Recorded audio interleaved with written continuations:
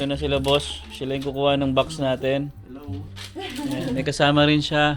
Ayan, kasi mahirap to kung isang tao lang magbubuhat eh.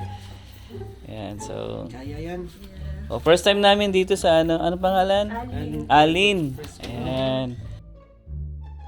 Tingnan natin guys after 3 months ha. Kung makakarating.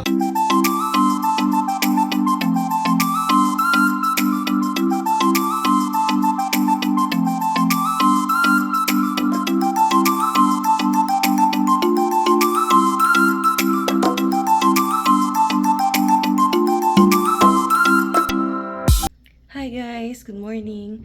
So, ngayon ako pa lang ang gising at ang mag-ama ko ay tulog na tulog pa. So, ngayon naisipan ko na mag-start packing for balikbayan box.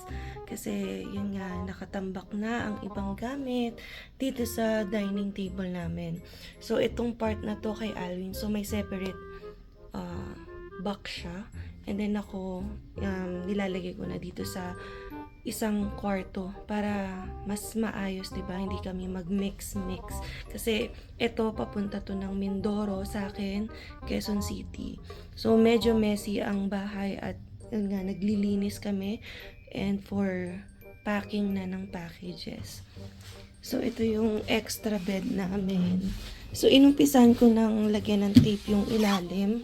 So previously kasi sa Yuma kami nagpadala kaya yung free box ay may nakalagay na yumak. Ganun kasi pag nagpadala ka, papalitan nila ng free. Although hindi ko alam kung yumak pa rin ba kami ulit ngayon na magpapadala. Yan. Ito yung sa puwet niya. So, ibabaliktad ko yan mamaya kasi yan. Panay tape. Unless, dadagdagan pa to ni Alvin para mas secure, diba? Kasi mabigat yung ilalagay natin. And then, ito yung makala talaga. Yung mga ipapadala, yan, isa-isa ko na bawat pamilya. Bumili rin ako ng stuffed toys para sa mga pamangkin ko. And then, yan o. Ito yung Bath and Body na nabili natin. Yung iba, gift ko sa kanila. Yung iba, yan, ibebenta ng sister ko. So, yun. Medyo matagal-tagal to kasi sort mo muna, lagyan ng pangalan. Syempre, para hindi mag-agawan, ba diba? Para alam na nila kung saan yung parte nila. And then, ito yung sa mga kapatid ko, nanay ko, pamangkin ko. So, yan, medyo messy. Ito nga yung toy area ni Zion. Kaya sabi ko, diba, sa sala, unti-unti lang yung nilalabas namin kasi sobrang kalat talaga kapag nilabas mo lahat. So, ito yung binigay ni Sis Bea, yung tent niya. And ito yung isang kahon. Yan, patong-patong. Medyo makalat na. Pero, kukuha lang ako kapag nagsawa siya yung sa mga toys niya na nasa sala. Replace natin ang iba like airplane. Kung gusto niya ng slides, yan. So, eto, parang titingnan ko pa lang, nakakapagod na. Kasi dito, iniisip ko, kailangan ba i-bubble wrap isa-isa yan? Although nanood ako nung sa YouTube, merong seller, 500 pieces pa nga yung pinadala niya. Hindi na siya nag-bubble wrap individually, yung side ng boxes na lang. So, yan, iniisip ko ganun din. Lalo na kasi ito, ilang piraso lang. Baka ano ka na lang din, i-ziplock yung per gift ko sa mga kapatid ko para naka-separate na. So, ito mga cute toys. And then, ang bili ng kapatid ko, nerds. Yan. Dalarama lang naman yan.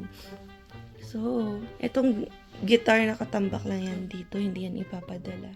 So, yan. Napaupo muna tayo dito. At iniisip ko kung yan, susulatan ba natin ng mga names to individually o sabihin ko na lang sa mami ko, i-distribute yan sa kanila. Pero ito, individually ko nilagay sa mga kapatid ko, sa jowa ng kapatid ko, ayan, sa best friend ng kapatid ko, ayan, para hindi magkagulo doon. Pero ito, maliliit lang naman, ayan, yun ang mga struggle. Ito, isusupot ko to ng ziplock na lang, or kahit tape with name, yung mga ibibigay ko. Ayan. Ganon katagal. Mukhang hanggang hapon pa tayo dito. Brainstorming kanino ibibigay ang isa at kabila. Ayan. Ito din, since nakapack siya, to all na lang yung nilagay ko. Ayan. Itong children's stories pala, yan, big book siya ng mga sari-saring fairy tale. So, ano ko talaga yan dream nung bata. Kasi wala akong ganitong book na nagko-contain ng mga fairy tales. Nakikibasa lang ako sa pinsan ko. Last time nga, bumili na ako ng ganitong book para sa mga pamangkin ko. Pero, nung nakita ko to sa Goodwill, $2 lang to guys. So, parang 80 pesos lang ang kapal na. And then, hardbound. So, parang ipapadala ko na lang to. Pero, bahala na yung mom ko kung magbigay kung kanino. Kasi yung mga pamangkin ko, nabigyan ko na rin. Yan, kasi feel ko, magiging happy yung kid. Yan, kapag nabasa niya to. Yan, kasi gustong gusto ko talaga to nung bata ako. Ito naman, ready na, napapangalanan na. So, sa mami ko, sa mga kapatid ko, sa jowa, and sa friend, and sa mga lalaki naman. So, para ma-segregate na diba dito sa mga pwedeng ibenta ng sister ko. Yan guys, done na tayo. First layer pa lang. Dito ko nga pala nilagay yung ibang bath and body sa baby wipes. Kasi para mas ano pa siya protected since wala akong nakitang bubble wrap. And then ito, typical Pinoy. May mga pangalan ang mga gamit per item para hindi magkagulo pag naghahatian na sila. Diba, Zion? Ano? Yummy? Yummy! O, kumakain ng chocolate chips ang assistant ko. Diba? Diba, Zion? Yummy! Ah, you want more? A few inches later. Ayan na guys, punong-puno na. Na-cover ko na, hindi ko napapakita yung iba. Pero ito yung top na talaga. Kinaveran ko na lang ng tuwalya para mas secure, diba? So, ipapack na lang to ni Alwin kasi siya yung mas marunong sa pagtitape. Hindi ko alam kung bibili pa siya ng duct tape kasi scotch tape pa lang nasa ilalim. Pero secured naman yan, sobrang daming kung ginawang layer dyan. Kasi alam ko, mabigat yung ipapadala namin ngayon. So, ayan na. So, sana makapadala kami rin agad kasi nga, ang bilang dito ay 2 to 3 months. Yan, 2 to 3 months yung dating. Actually, dapat before Christmas pa to, pero syempre, di ba, may mga nangyaring bagay-bagay na hindi ko na naasikaso to. So, at least, ano naman, kahit 3 months late, if ever, yung mga Christmas gifts namin ay maihabol din. So, sa Yuma kami, nagpadala na twice. And, tumagal din nga siya ng 3 months. Pero, yung mga iniisip namin, pwede rin kami magpadala sa Forex and Alin. Yun yung mga naririnig naming mabibilis din. So, titingnan namin, assess namin kung sino yung nearest na magpadala for their shipment para, di ba, hindi na to tatagal. Ayan. So, ito yung mga numbers ng UMAC. Yan. All over Canada rin naman siya talaga. Calgary, Edmonton, Regina, Saskatoon, Toronto, Vancouver, Winnipeg. So, kung gusto niyo magpa-deliver, yan yung numbers nila. So, hindi to sponsored Dito lang talaga kami nakapagpadala for the past 2 deliveries. Pero, we're thinking kung lilipat kami ng Forex or Alin for the shipment para mas mabilis or may discount. So, titingnan namin kung anong mas mura. Hi guys! So, ngayon, yan, isisil na natin yung box. So, even if yumak yung box namin, kasi free to, nung nagpabili kami last time, itatry natin ngayon yung Alin. So, ipipick up na nila ito in 1 hour. Kaya, yan, tinawag ko na si Alwin para isil niya na yung box. Yan. And, yun nga, yung sinelect namin is pick up. Kasi mas mura actually yung drop off. Pero, mabigat to So, hindi na kami magpapakahirap para kami yung mag-drop off. Diba, iakyat pa namin. Pupunta pa kami dun sa office nila. So, yan, in additional cost na lang na gagawin para ma-pick up nila to. So, alam ko, $65 kapag drop off ito. And then, $80 pag pinick up. So, ang bayad namin is through debit or credit card. Pwede rin cash, pero yun, meron naman silang dala na machine para ma-credit yung bayad. Hello? Gising ka na? Gising lang ako na Emma. Yeah. So, kasi kami movie marathon, Netflix, yan, kaya mga bagong gising. Kaya ngayon palang babalutin ito. Ayan, si Zion din bagong gising. Na. where's the Paw Patrol? So, yung Alin nga pala, kinontak ko lang yung through Facebook. And then, mabilis naman sila mag-respond. Although, nag-message nga ako, January 1 yun, so walang masyadong reply. Kaya nag-reply lang sila kinabukasan. Yan. Ito na ang balikbayan box. Isa lang. Pinagasya ko na pala kasi supposedly, tig-isa kaming box ni Alvin. Pero sobrang laki naman ito. Napagkasa ko na lahat. Yan. Uy, natatakot si Zion. Yan. Wow.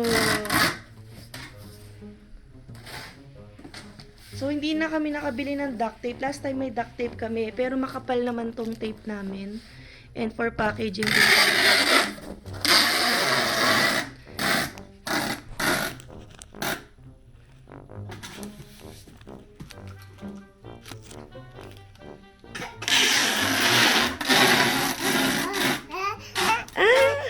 Natatakot si Zion sa sound.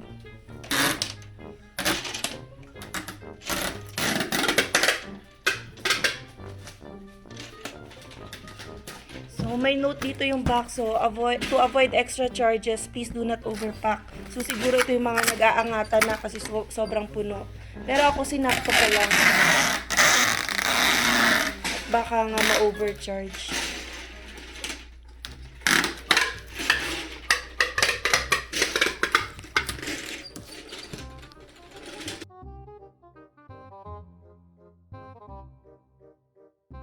A few inches later. Ito na siya guys. Binalot na namin siya ng scotch tape, no? Pinalibutan ko na para safe. Yan. Nakakahilo lang kasi paikot-ikot ka. So yun guys, nag-update na yung driver na pipick up ng box natin. So in 10 minutes, a-arrive siya.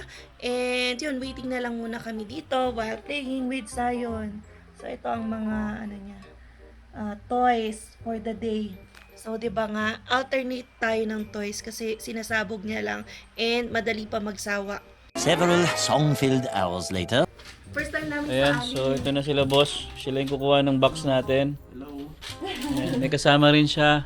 Ayan, kasi mahirap to kung isang tao lang magbubuhat eh. Ayan, so... Kaya yan. Oh, first time namin dito sa ano pangalan? Alin. Ayan. more on So tingnan natin guys after 3 months ha. Kung makakarating. Sa Manila, di ba? Oo, Manila lang yan boss. Kaya na ton, kaya ton. Oo, less than 60 days po. Nasa bahay niyo na. Upon port departure. Ah, ganon? Oh, so, isi-ship namin to sa January 11. Oh, I see. balik na lang. Yung for payment. Yung payment. Hindi may machine sila. Oo nga, may dala yan. Ah, may dala silang box. Ayan, papalitan talaga nila yung box. Oh. Okay. Ayan, di tayo lalabas, malamig eh. Naka-short lang tayo. O, pabaliktad siya. Ito po yung replacement. Kunin ko lang yung Sige. machine po. Sige po, sige. Paano maliit siya na? Or pabuka kasi siguro na. Hindi, pahaba naman kasi siya. Kasi yun, pa-square. Oo, ganun din siguro. Tingnan natin. Mataas kasi ito, baby, oh. Pero pahaba siya. Ah, sanabi ko kasi 24 by 18 by 24. Tingnan natin. Kuya, anong size ba yung box ko? Sa'yo, Oo, regular yun, di ba? 18, 32. Ah, mali yung nasabi ko. So, yung kapalit nito dapat ganun din. Hindi. Iba lang ang orientation niya, 24. Yeah, pero pares 18 lang. 24, pero ang volume niya parehas Ah, lang. sabi sa'yo eh. Oh, iba lang ang Malapad lang kasi orientation ito eh. ng box. Oh, sa Yeah. amin, mababa na malapad. Ah, okay. So, wala kayong ganong size na sana. Wala. Okay na rin to, Ito at least pala. mababa. Oo. So, pareho lang din ng $80 yun. Tsaka ito. Oo, parehas Okay. lang. 6 cubic feet pa rin siya. Okay. Hindi nyo sinama yung truck para ma-vlog nyo. Ah, yung truck pumunta ka Ah. dito. Ilalabas mo si Alvin. Lamig eh! Wait, jacket ako. Okay lang Sige, kasama sige, sige. yan. Kasi first time namin para makita naman. Sige. Bago lang yung Alvin, di ba? Bago sa Canada, pero Ah. internationally, matagal na siya. Okay. Para masama ni Alvin nga. Sige po. Hindi, ito, sige po. Ito sama. Ito natin yung truck nila, kuya. Kuya, ang pangalan mo? Winston po. Ay, oo nga, Winston. Winston. Salamat po. Salamat, salamat. Salamat, boss, ah. Natin yung ano. Short lang tayo. Kahit class 2. Ah, yan, yung ano nila, truck nila, Alin Cargo Express. Sabi ni kuya, bago lang daw to sa Canada, pero sa ibang bansa is matagal na sila. Ayan. So, yun yung truck nila. Laki din, ano? Salamat, boss! Salamat! Yan. Yan, so safe naman yung car natin. Kaya, okay lang. Oh. Ayan. So yun guys, no. Nakuha na yung box natin. So sabi ni Kuya, mga ano lang, no. 60 days. ng Vancouver. Oo. Kaya, okay. Lamig sa labas. January 11 daw yung loading yung shipment. Oo nga. So yun. So bali yun guys, no. In-explain na rin ni boss na halos same lang sila ng cubic. Magkaiba lang kasi yung ginamit natin. Oo. Kasi ito pahaba siya, yung sa amin kasi patayo. Okay. So yun. May sabihin ka ba? Yeah, so I hope nag-enjoy kayo sa aming vlog for today. So sa mga magpapadala ng balikbayan box, you can try Alin. So hindi to sponsored vlog, trinay lang din namin. And update namin kayo kung gaano sila kabilis, di ba? Although yung shipment ka, magka-cut tayo from the shipment which is January 11. Yeah, so we'll see you on the next one. Peace!